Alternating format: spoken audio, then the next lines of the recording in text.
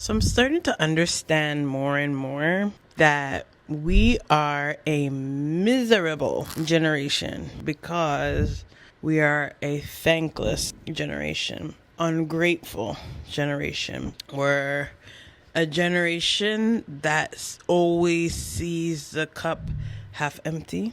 We're a generation where there's always something to get. There's always something to achieve. There's always something to do. We're a generation where we're full of watchers. We're always watching the next man to see what they're doing, what they've achieved, what they've accomplished, and comparing ourselves to them.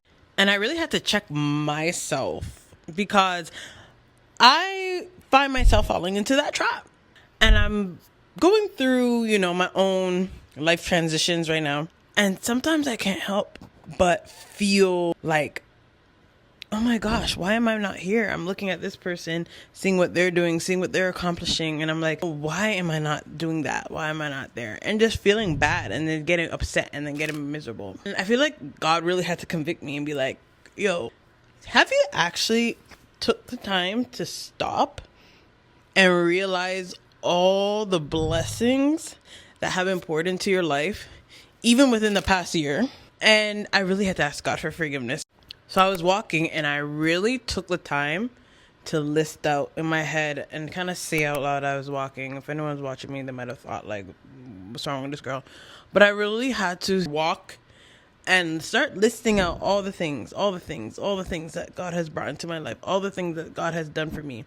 And as I was doing that, I was just like, wow, God, have mercy on me. God, forgive me. And the sense of comparison, that sense of feeling down on myself was slowly starting to lift as I was listing out all the things that God has been doing for me.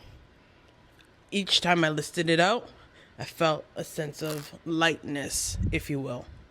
So I guess I'm just reminding us, especially with social media, and we're there watching people's highlights reels, and it's very easy to fall into that trap of comparison, and then that leads to misery and all that different stuff. But just to take the time out of your day and just listing all the things, all the blessings that you have, and practicing to try to be content.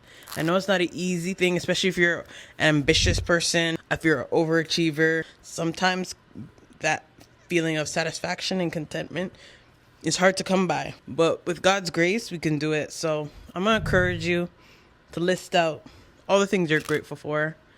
And if you want to mention any of them in the comments, feel free.